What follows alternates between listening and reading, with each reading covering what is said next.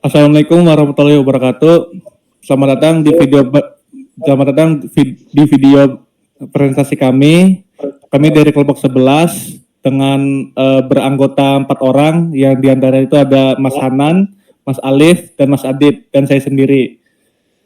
Saya di sini eh, kami di sini akan mempresentasikan hasil eksperimen kami dengan topik klasifikasi tumor otak menggunakan deep learning dengan model EfficientNet B0 dan restetnya itu di 101.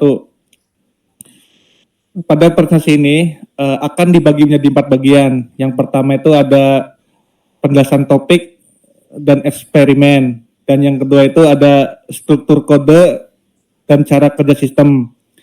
Yang ketiga itu ada contoh input dan hasil keluarannya, dan yang terakhir itu ada evaluasi hasil dan perbandingan model. Nah, langsung saja untuk di pembahasan pertama, yaitu dengan saya sendiri. Yang pertama itu ada penjelasan topik dan tujuan eksperimen. Klasifikasi tumor otak menggunakan citra MRI merupakan salah satu aplikasi penting di dalam bidang kesehatan. Tumor otak terbagi menjadi beberapa jenis seperti glioma, meningioma, pituitari tumor, dan kondisi tanpa tumor. Diagnosa yang cepat dan akurat sangat penting untuk menentukan tindakan medis lebih lanjut. Dalam eksperimen ini menggunakan pendekatan deep learning, khususnya transfer learning, untuk membangun model klasifikasi yang otomatis. Dua model pre-trained yang kami gunakan adalah EfficientNet B0 dan ResNet 101. Keduanya sudah terlatih sebelumnya pada ImageNet dan dapat mengenali fitur-fitur visual yang sangat baik. Tujuan eksperimen ini adalah untuk mengetahui seberapa efektif kedua model tersebut dan mengklasifikasikan tumor otak berdasarkan citra MRI. Oke, langsung saja untuk pembahasan yang kedua itu di struktur kode dan cara kerja sistem yang dibawakan oleh Mas Alif. Oke, baik. Terima kasih kepada rekan saya, Rama Raja Syarifah. Di sini saya akan menjelaskan mengenai struktur kode dan cara kerja sistem yang kami implementasikan untuk mendeteksi dan mengklasifikasikan tumor otak dari citra MRI menggunakan dua model deep learning, yaitu EfficientNet B0 dan ResNet 101. Baik, yang pertama di sini pemuatan data dan pre-processing. Di sini kami membaca seluruh citra dari 4 kelas, yaitu tersedia dari glioma tumor, meningioma tumor, pituitari tumor, dan no tumor. Selanjutnya, gambar dari folder training dan testing dibaca menggunakan OpenCV, di resize ke ukuran 150 dikali 150 dan disimpan ke list X dan Y. Setelah itu, citra dinormalisasikan dengan membagi nilai pikselnya dengan 255. Selanjutnya, label tag diubah menjadi angka menggunakan label encoder. Kemudian, kami membagi data menjadi data latih dan validasi menggunakan train, test, split. Dengan stratifikasi agar didistribusikan kelas tetap seimbang. Selanjutnya, kami menggunakan label numerik menjadi one hot encoding agar bisa digunakan pada output softmax. Baik, di sini kami memanfaatkan arsitektur EfficientNet B0 dari TensorFlow tanpa bagian top layer dan menambahkan beberapa layer custom seperti Global Average Polling 2D, Dense, dan Dropout. Yang terakhir, kami juga membandingkan performa dengan model ResNet 101 dengan struktur mirip namun lebih dalam dan kompleks. Kedua, model dikomplikasikan menggunakan optimizer Adam, fungsi loss kategorikal, dan metrik akurasi. Dan pelatihan model dilakukan selama 12 hingga 15 epoch menggunakan model fit. Kami juga menggunakan model checkpoint dan reduce RON plateau untuk menyimpan model terbaik dan untuk menghindari overfitting. Terakhir, visualisasi hasil pelatihan. Setelah training, kami menggambarkan grafik akurasi dan loss untuk melihat performa model pada setiap epoch.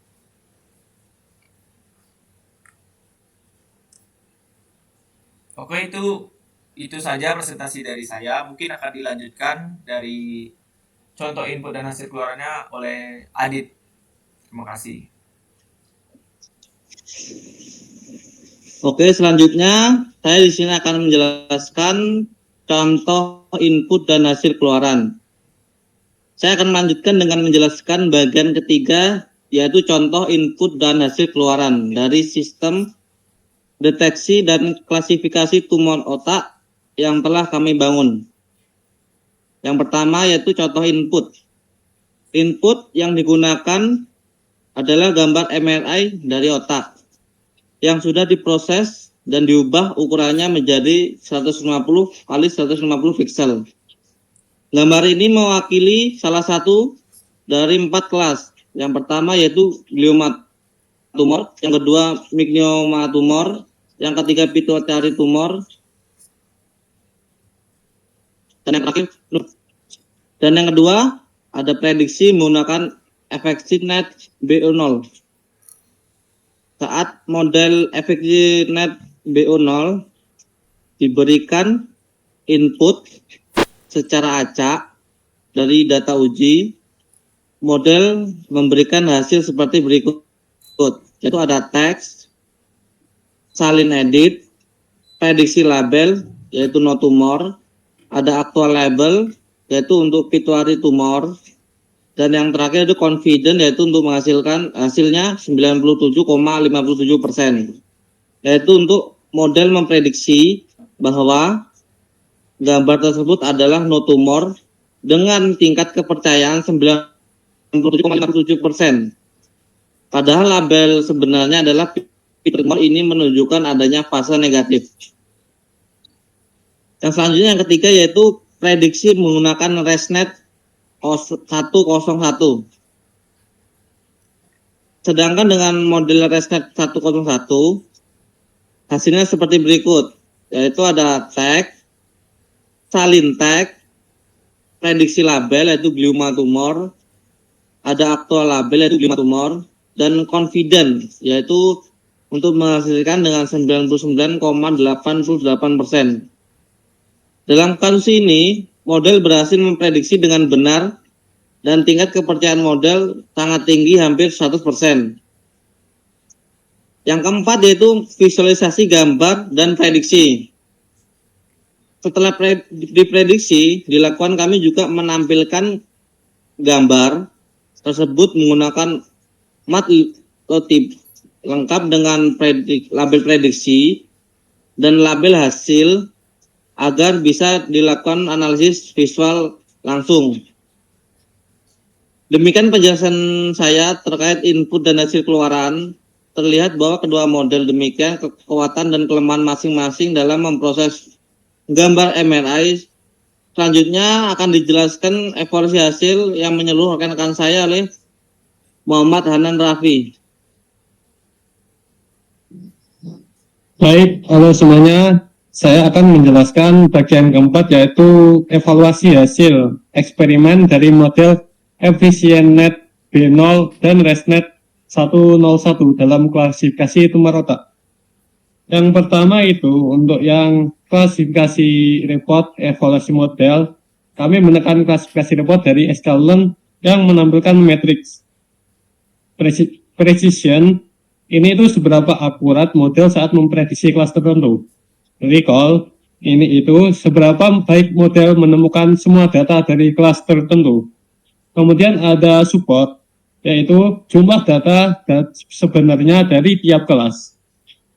Yang kedua itu ada hasil model. Nah, hasil model dari EfficientNet B0 ini itu mendapatkan akurasi sebesar 54%, di mana nilai precision dari no tumor itu ada 0,75, recall-nya ada 0,83, advance score ada 0,79. Dan untuk yang pituitary tumor itu ada di angka 0,95, recall-nya ada di angka 0,50, dan ininya ada di angka 0,65 untuk advance score.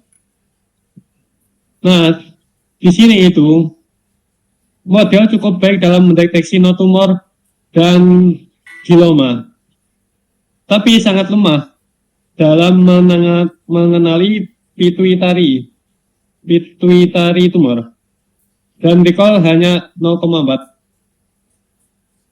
Maaf, ini untuk yang ini ya, model ResNet ya. Kemudian untuk yang model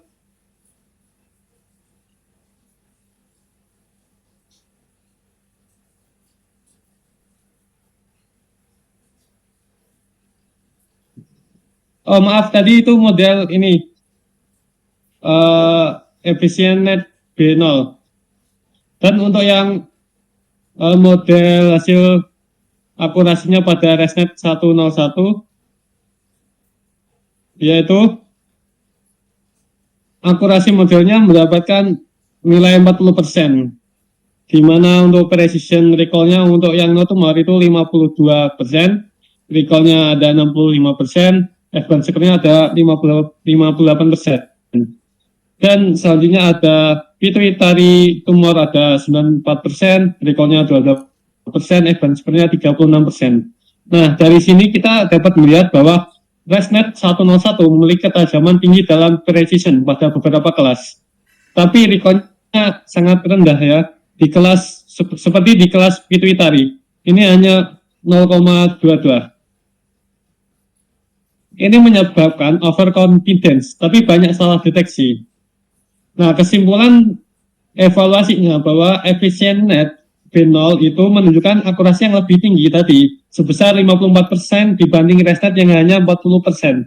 Namun, keduanya itu masih memiliki kelemahan dalam mengklasifikasikan pituitary tumor. Perlu dilakukan penyesuaian arsitektur, augmentasi data, atau bahkan penyederhanaan jumlah kelas agar hasil bisa lebih stabil. Demikian evaluasi dari eksperimen kami. Terima kasih atas perhatian teman-teman semuanya. Cukup sekian dari kelompok 11. Wabillahi taufiq wal hidayah. Assalamualaikum warahmatullahi wabarakatuh.